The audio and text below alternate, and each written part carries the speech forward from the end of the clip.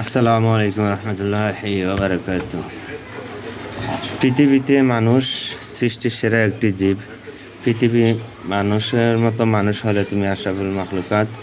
আর যদি মনুষ্যত্ব হারিয়ে ফেলো তাহলে তুমি চতুর্থ পথ জানোয়ারের চেয়ে নিকৃষ্ট হয়ে যাবে। আল্লাহ সুবহানাহু ওয়া তাআলা কুরআনে কারিমের মধ্যে বলে দিয়েছেন, মা গো ও মা, মা তোমার কথাটুকু বারবার মনে পড়ে।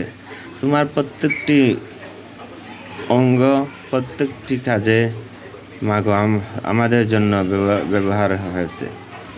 আজও সেই কঠোর পরিশ্রম করে আছো, কিন্তু মা তোমার সেই পরিশ্রম করার তো প্রয়োজন নেই, নিজেই করেছো। আমার মা আজ যে বয়সে এসেছেন, মনে হয় না এই বয়সে কোনো মানুষ পরিশ্রম করবে যে নিজের সন্তানদের জন্য কিছু ভালো জিনিস খাওয়ানোর চেষ্টা করার।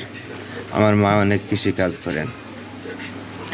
আল্লাহ সুবহানাহু ওয়া তাআলা জাল্লা জালালু ওয়াজহু যেন আমাকে আমার মায়ের খিদমত করার তৌফিক দান করেন। আমার বাবা চলে গেছেন না ফেরার দেশে, আল্লাহ যেন বাবার কবরকে জান্নাতুল ফেরদাউস দান করেন।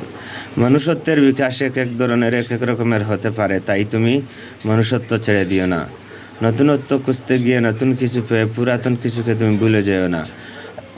আজ যে তোমার হঠাৎ করে বন্ধু হয়ে গেল, একসময় সে তোমার যদি শত্রু থাকে তাহলে ভেবে নিও সে সুযোগ সন্ধানী, সে সুযোগ খুঁজছে তোমাকে ঘায়েল করার জন্য।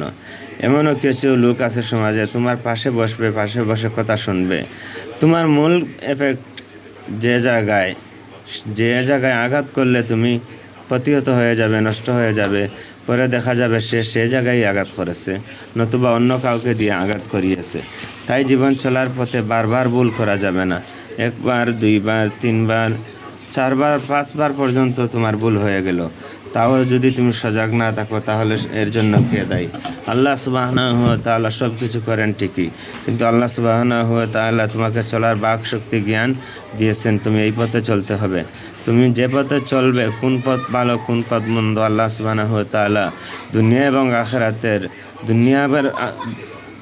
দুনিয়ার বাহ্যিক জ্ঞান দিয়ে বুঝিয়ে দিয়েছেন, আর আখিরাতে কুরআনে কারিমের মাধ্যমে বলেছেন।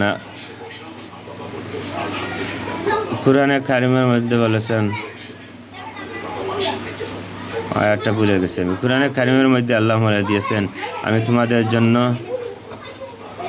তোমাদেরকে সৃষ্টি করেছি নেক আমল করার জন্য।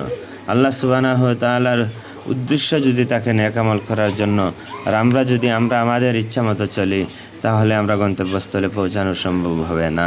সর্বোপরি উৎসর্গ করে দিলাম অন্তরের দোয়া এবং ভালোবাসা যাদের মা বাবা জীবিত আছেন, এবং হৃদয় থেকে দোয়া করি যাদের মা বাবা মারা গেছেন, আল্লাহ যেন কবরটারে জান্নাতুল ফেরদাউস নসিব করেন।